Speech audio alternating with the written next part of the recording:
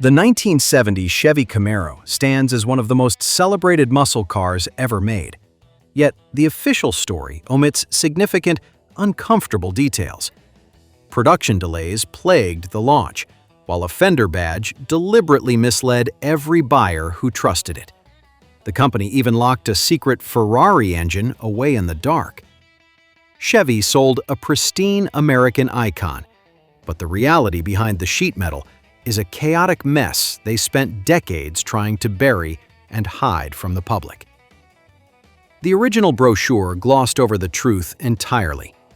We are going to examine 5 specific details, each one more frustrating than the last, which will change how you view this supposed legend. Subscribe now so you never miss another detailed video like this one, because the most surprising facts are still ahead. The 1970 Camaro initially failed to qualify as a real 1970 model because catastrophic manufacturing failures at the Fisher body plant completely ruined the production timeline. The large metal dies failed entirely, stamping out warped and split panels that caused panic among the workers. The entire operation broke down, meaning this supposed flagship did not actually hit showrooms until February of 1970, instead of September 1969, like every other legitimate new model year on the market. Car enthusiasts noticed the delay immediately and slapped it with a name that stuck permanently, calling it the 1970 and a half Camaro. When a collector brags about spending 6 figures on a pristine 1970 model, there is a strong chance they are driving a rushed compromise that barely met quality standards. The factory chaos delayed the new car and forced Chevy to keep selling the old one. According to automotive history records regarding these production delays, the 1969 Camaro stayed in dealerships well into 1970, while the new model sorted out its assembly line disasters. This meant buyers walked into a showroom and had to choose between waiting for the fresh redesign or grabbing the previous year's car at a discount, which many people did. During one of the most important model transitions in American muscle car history, Chevy sat on the same lot competing against itself, with old inventory fighting the new models. This was not a cohesive strategy, but rather damage control dressed up as a sales event. The long hood and sleek roofline of the 1970 Camaro carry a shape that often looks familiar to automotive fans. As detailed in design records regarding the vehicle, GM designers spent considerable time studying European sports cars when they drafted this body. One specific car kept showing up as inspiration, and that was the Ferrari 250 GT Lusso, known as a highly elegant Italian machine. The extended hood, the flowing bodywork, and the way the roofline drops toward the rear all drew heavily from Ferrari's design language. Chevy took Italian aesthetics and dropped a loud American V8 inside it, resulting in a bold act of flattery committed to sheet metal. That Ferrari connection goes deeper than just the exterior styling, as GM engineers built a working prototype called the Pegasus. This full test car featured a real Ferrari V12 engine sitting under the hood, putting an actual Italian power plant inside a GM chassis instead of a mere tribute. The project never reached production, but it was a completed custom build driven publicly by the GM Vice President of Design for years before being placed in their Heritage Collection. A Ferrari V12 Pontiac Firebird existed as a fully functional vehicle until executives in a boardroom canceled the program without any public statement or clear explanation. The reality that this high-performance hybrid was built and hidden away remains a frustrating piece of automotive lore. Drop a like on the video to help push this content to more car fans who deserve to know these facts. The Super Sport model featured an actual printed lie right there on the fender by wearing a badge displaying the number 396. That specific number carried a fierce street reputation built over years of grueling drag strip dominance, leading buyers to hand over their cash because they trusted those 3 digits. According to Motor Trend, the engine Chevy actually dropped inside was not 396 cubic inches, as they had quietly bored it out to 402. The displacement grew, but the marketing department kept the old badge because they decided the established name would sell more cars than the actual truth. They banked entirely on buyers failing to check the math, and most customers never noticed the discrepancy.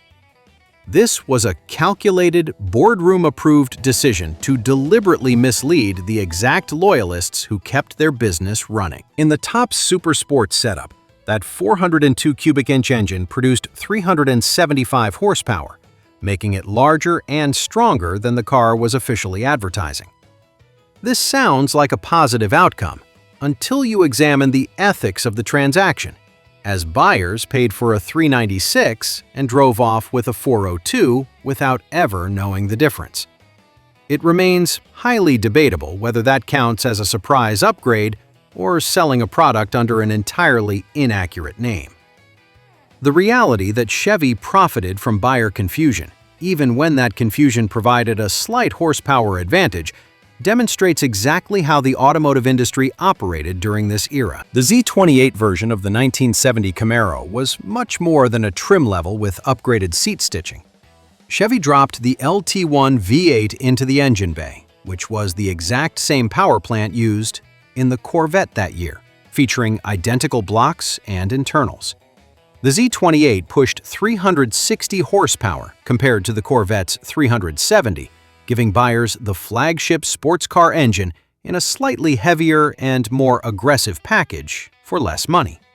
This pricing and performance overlap created a dilemma for buyers choosing between the two models, sparking a debate that runs hot among car collectors to this day.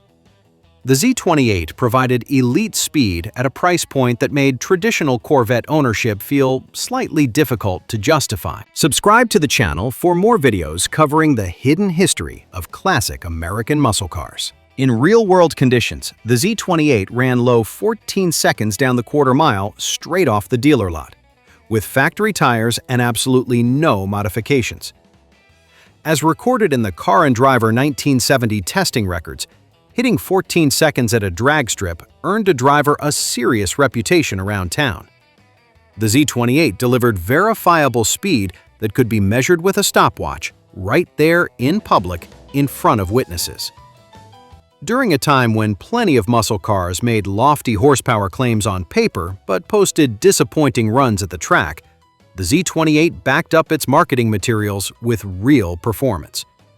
That level of mechanical honesty was rare during the muscle car wars and remains uncommon today. According to Chevrolet production records, the convertible option completely vanished from the Camaro lineup in 1970. The previous generation offered a popular soft top, but the new European-inspired body design could not handle the structural stress without requiring expensive factory modifications. Corporate accountants decided the cost did not make financial sense and mandated a hard-top-only approach, forcing an entire demographic of loyal customers to look elsewhere. Many of those buyers defected to Ford, while those who loyally waited for a convertible Camaro to return spent 17 years staring at hardtops. This gap is confirmed by Chevrolet production history spanning from 1970 until the company finally reintroduced the option in 1987. Eliminating the convertible was a harsh production choice that pushed devoted buyers straight into the arms of rival manufacturers.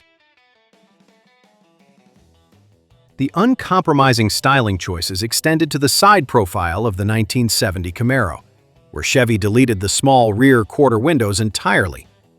They extended the heavy rear door panels to create a sleeker side profile, but dragging those giant doors around carried a brutal real-world penalty. The doors were exceptionally heavy and difficult to open in tight parking spaces, while the rear visibility was effectively non-existent for the driver. Chevy traded safety and everyday convenience for a stylish silhouette without offering any apologies or engineering compromises to fix the blind spots. The design room decided that visual appeal outweighed basic human practicality, ensuring that exterior style won out over interior function. The Rally Sport package transformed an already sharp vehicle into a striking machine, featuring a centerpiece front end with a split bumper design and a wide-open grille cutting across the middle. Nothing else on American roads matched this distinctive look in 1970, as the headlights sat fully exposed next to independent round parking lamps. This completely abandoned the hidden headlight design of the previous generation and gave the car the aggressive stance of a fighter jet. The Rally Sport acted as a full attitude transplant with bodywork attached, meaning buyers were acquiring a completely different visual statement rather than just a simple cosmetic upgrade. The aerodynamic focus extended beyond the bumper on the Rally Sport model, where the windshield wipers were hidden completely beneath a panel under the hood. They remained out of sight when not in use to ensure zero visual interruption to the flowing body lines. While most people would walk right past this small detail, it shows exactly how seriously the design team took the overall shape of the vehicle. Every surface mattered to the engineers, and every element that broke the clean aesthetic got addressed and smoothed out during production. The hidden wiper detail provides clear insight into the rigorous design philosophy behind the 1970 Camaro. Sitting in the driver's seat of a 1970 Camaro reveals a dashboard that aggressively wraps around the steering wheel. It arcs toward the driver in a way that makes it clear the interior was designed entirely for the person operating the vehicle. The gauges curve to follow the natural sightline, and the controls sit within easy reach without requiring the driver to stretch. Chevy called it a curved instrument panel and committed to the concept completely during an era when most American car interiors were flat and built to generically accommodate passengers. This specific interior demanded attention and established a focused driver layout that influenced American performance car design for years afterward. The 1970 Camaro represented the final era of unregulated American performance before federal emission standards arrived and hit the muscle car industry hard. Horsepower numbers fell across the market as compression ratios dropped and engines were tuned down to meet new air quality requirements, making the cars that followed measurably slower. The 1970 Camaro sat right at the edge of that regulatory cliff, offering maximum power just before the strict rules closed everything down. Every single muscle car built after 1970 had to compromise on engine output, but the 1970 model escaped those limitations entirely. This untamed performance is exactly why collectors still seek out these specific models today, and why their auction prices keep climbing every decade. Despite the factory meltdowns, the inaccurate fender badge, and abandoning their convertible buyers, Chevy realized the fundamental design of the 1970 Camaro had struck a profitable nerve. They left the core body shape untouched for 12 straight years, allowing the second generation to drag on from 1970 all the way to 1981 without a single comprehensive redesign. While competitors scrambled to reinvent their lineups and survive the changing automotive market of the 1970s, GM executives sat back and capitalized on the exact same shape for over a decade. They stopped innovating and simply let the revenue roll in from a consumer base that kept buying the cars year after year. The company successfully packaged a 12-year-old idea and consistently framed it as a modern performance vehicle. The 1970 Camaro was born from a manufacturing disaster, built on borrowed styling cues, sold with a badge displaying the wrong number, and powered by an engine shared with the Corvette. It eliminated the convertible option, hid the windshield wipers, wrapped the driver in a curved cockpit, and arrived at the final moment before government regulations changed vehicle performance forever. All of these details point to the reality that this car launched at exactly the right time and achieved long-term success despite its highly deceptive marketing. If factual automotive history interests you, subscribe to the channel for more videos covering classic performance cars.